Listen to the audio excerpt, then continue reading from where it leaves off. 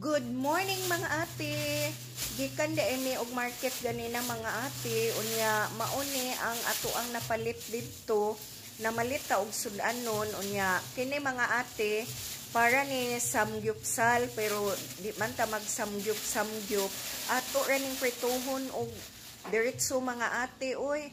So gislice na ni siya og nigpis. Unya mo'y nakanindot kay di na ta mag slice ana.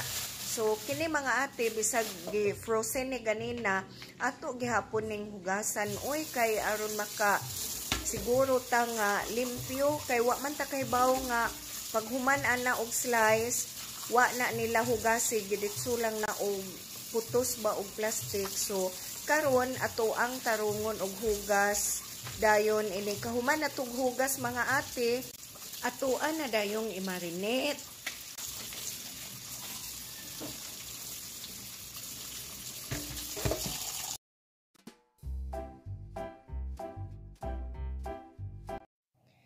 Mga ate, nakapalit po di ay taog usa ka kilo nga pork ribs.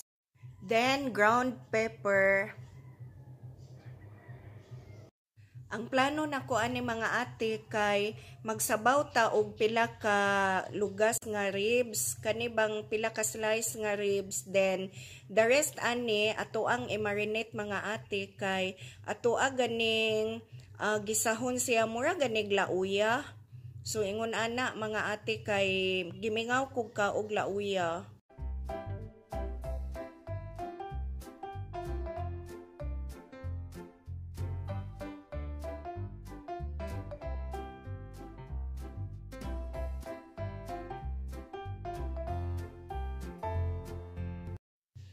Naasa di ay tay napalit lain mga ate aside sa tuang karne ba.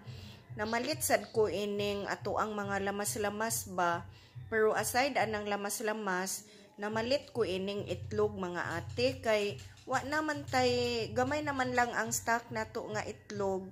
So, kini pulo kabuok ni ato ang napalit. Unya tagjis ang usa anak mga ate.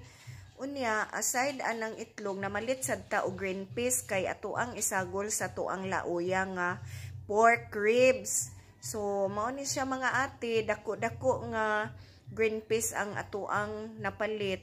Unya, plus, kuan siya mga ate, mga lamas-lamas, naasay ketchup, kay ipa-orange-orange na to. Unya, naasay atoang lamas. Kuan ragod ka ng Bombay. Ako na ning gikuhaan gani nagluya og bell pepper og usa ka kanang sibuyas Bombay. Kay